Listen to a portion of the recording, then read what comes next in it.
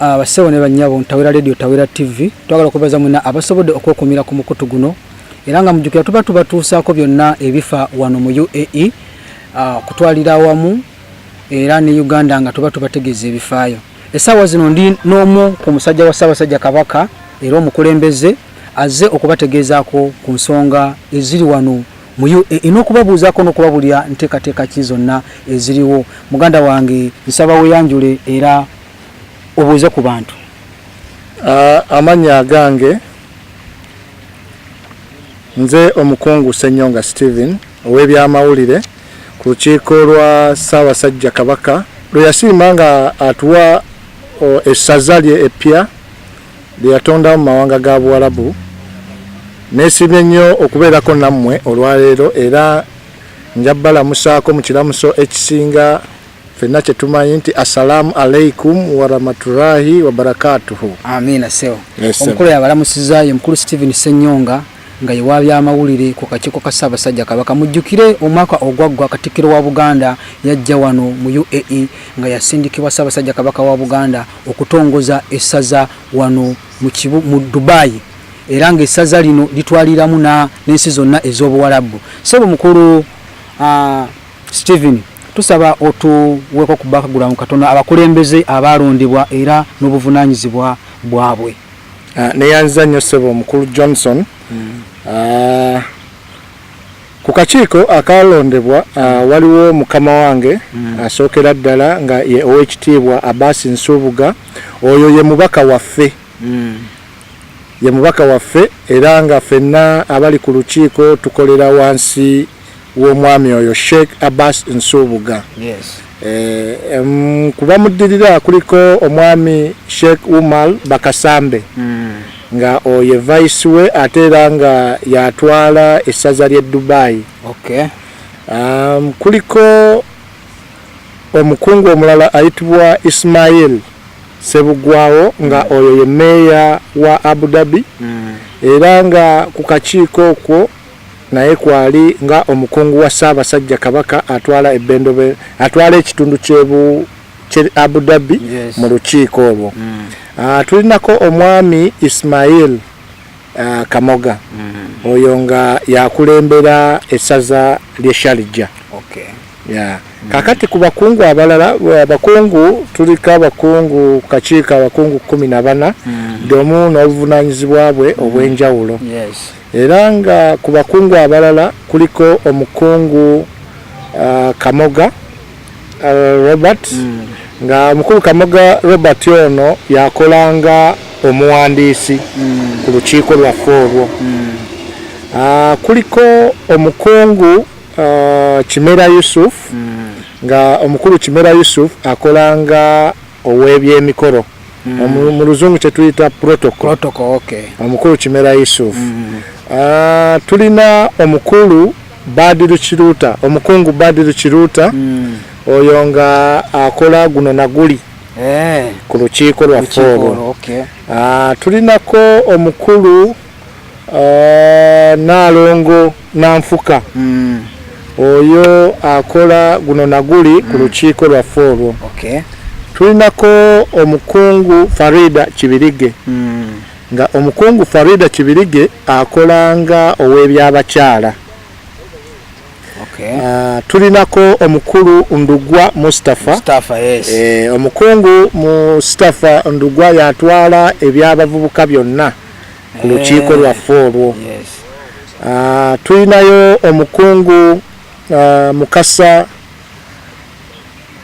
Mukasa nga oyo yatwala okakola guno na guli ku lukiiko lwaffe olwo.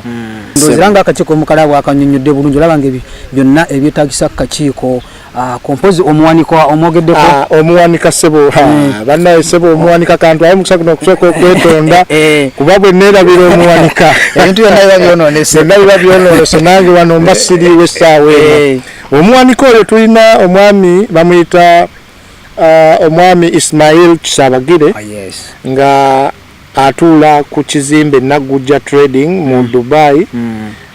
ngera bojja mu Dubai n'obuuza ewa mwami Ismaila Kisabagire tosobola butamulaba. Essebo. Okay, ndoza bannaye mulidde ensonga ezo omukulu ono nga bwe tulinaye wano atunyonnyodde abakulembeze bafaawe batwala essaza lino ery'omu Buwalabbu ya wano mu UAE era bwe batuula naye ng'ekifo ekikulu mwe batuula entebe y'omukungu atwalira ddala eri mu Dubai. Twagala okubaza mwenna abasobodde okubakozesa n'okubatuusaako gonna amawulire ga Ssabasajja Kabaka. So muganda wange njagala otunyonnyole ku pulogulaamu ki kuba nteekateeka muzze muteekawo emikolo egy'enjawulo okusinkana abantu n'okwogerako nabo abantu ba Ssabasajja Kabaka naye twagala tubuleko ku pulogulaamu ki eriwo kati nga omwaka guno tugenda okugufundikira. Well, neyanziza nnyo omukulu Johnson Sengendo olw'ekibuuzo ekirungi ekyo. Mpozi nga sinnatuukako awo okubazaako emabega katono tulina program eno yakwekumakuma ng'abaana b'enda ya Nakalaama masaza gano. Tulina omukolo gwe tutegeka nga tugenda kuba tucacyanca olw'okuweza omwaka omulamba nga tubaweereza ate era n'okubawa program n'okubawa report. Okay, yes. Okubawa report ku mukolo ogwo. So report sijja giweera wano wabula nga mbaaniriza n'essanyu mujje ku mukolo ogwo gwende obbako owoolako naye nga mukolo ogwo tegunnabaawo tulina enkiiko nezituula zituula buli lwakutaano mu Dubai okuva essaawa 11 ku restaurant gye bayita Montreal restaurant wetutuuza enkiiko zaffe ezitegeka omukolo ogwo era mwenna mukoowoolwa mu masaza gonna agakola UAE, Abu Dhabi, Alain, Sharjah, Ajuman, Mulukwein, Fujairah mwenna mujje mubeerewo mu nteeseganya ezo tulabe nga omukolo gwaffe ogwo gutuukirira. Omukolo amakulu gaago gonna kujjaguzza kuweza mwaka mulamba nga mutuweereza. Essebo. Omukolo ogwo tusubirako bagenyi ki tuyinza okuga nti nno ebayinza okubeerawo tuyinza okwesunga. Omukolo ogwo tuli mu nteeseganya naye nga abagenyi betusuubira tulinako maama Najinda maama wa Buganda tulinako Sanga lya Mbogo.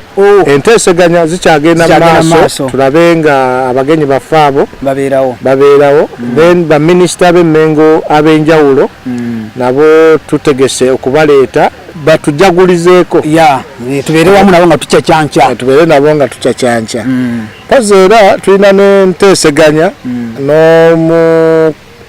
n'omukulu Baby Wine naye nga Baby Wine ajjanga kuyimbiramuko kusanyusaamuko ku bantu babeene kubanga being nti naye musajja Muganda ate nga omukolo gwa Buganda twalowooza nti naye ajja ayimbiremu ku bantu kuba baleka balina ennyonto okumulabako ng'abayimbira.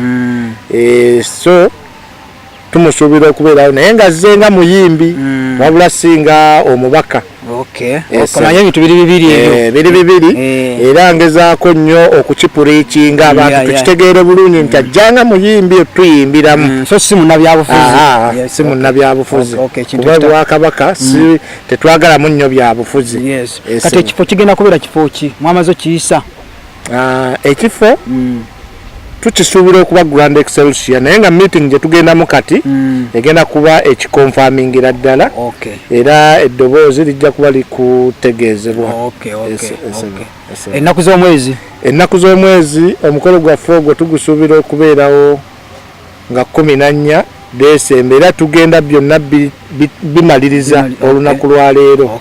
Nsuubira meeting ya leero bwe tugibeeramu tujja kuvaamu nga tufunye answer entuufu lwakuba nti wano kubadde kubakunga ne meeting ey'olwaleero ereme kubasuba.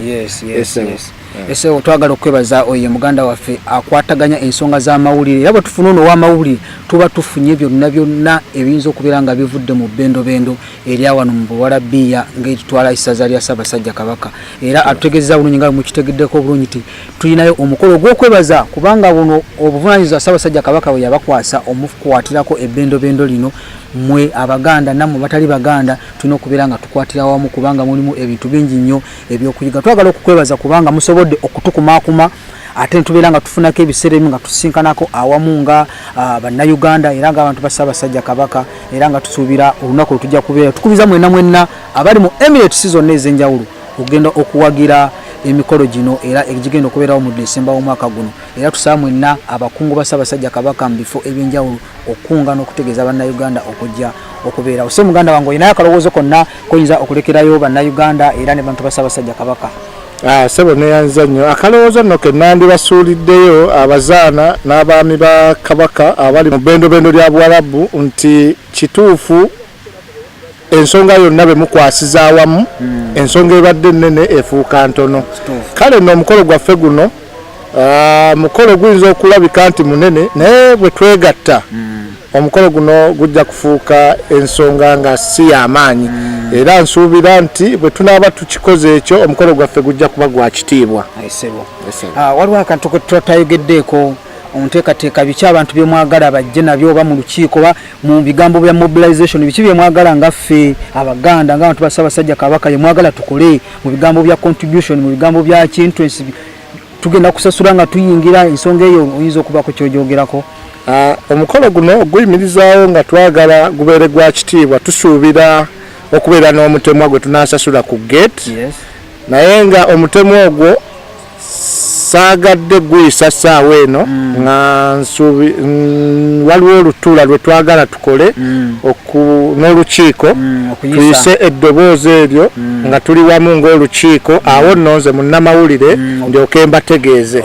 Kirungi nnyo akizzeemu bulungi naye nga ebintu bya Ssabasajja mbimanyi Ssabasajja ffe tumukwatira ku kitulinako ne tuwagira Obuganda tekyetaagisa kugamba ate bannaye contributinga bonna kyosobola ng'owaayo tewali mutemwa oyinza okubeera nga olinda omutemwa naye gwe bw'owulira ng'oyagala okuwagira emirimu gya Ssabasajja Kabaka wano mu UAE oba ne Buwalabbu okutwalira wamu vaayo owagire era n'oleeta ebiteeso abantu weebali nnyo okubeera nga babatuusaako ensonga zonna. Oyinza tubula ku namba y'essimu abantu abayinza okubeera nga baagala okufunako?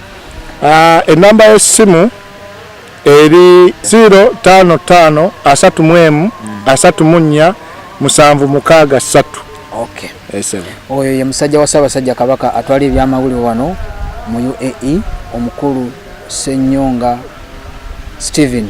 Twagala okwebaza ssebo olw'okujja n'obaako obubaka bw'oyisa kutawira TV era tusuubira nga abantu bajja kubeera bafuna amawulire ago n'okukwatira wamu kulaba ng'omukolo ogwo guyimirira bulungi nnyo. Ssebo weebale nnyo weebale ddala. Kale ssebo nawe weebale okunkyaza ku Tawira TV and Radio ssebo. Amiina ssebo.